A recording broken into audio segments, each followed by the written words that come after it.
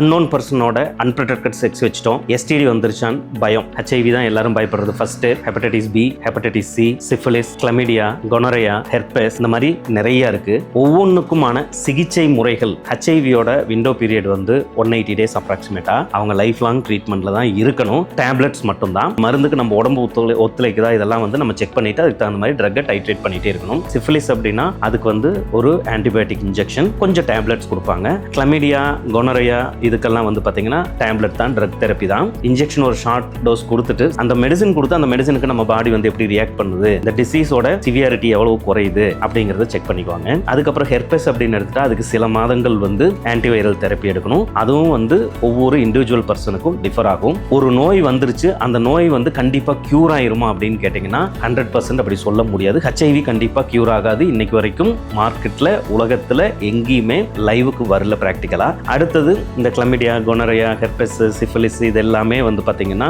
Sometimes நெகட்டிவா மாறுறதுக்கான வாய்ப்புகள் உண்டு. அப்படின்னா என்ன அர்த்தம்னா கிருமியோட தாக்கம் வந்து உடம்புல குறைஞ்சிரும், பரவரத்தன்மை நம்ம உடம்புல வந்து குறைஞ்சிரும். ஆனா லைஃப் லாங் வந்து அது பாசிட்டிவ்னே தான் காமிச்சிட்டு இருக்கும். ஸோ நீங்க இன்ஃபெக்ட் ஆயிட்டீங்களா ஆகலையாங்கிறது ஒன்று, ஐடென்டிஃபிகேஷன் செகண்ட், எப்படி கியூர் பண்றதுன்னு டாக்டர் தான் டிசைட் பண்ணுவாங்க. இப்படி ஏதாவது இன்ஃபெக்ட் ஆகியிருந்தால் இம்மீடியட்டா டாக்டரை பாருங்க, அதுல இருந்து வெளியில வர்றதுக்கான வழியை கண்டுபிடிச்சிக்கலாம்.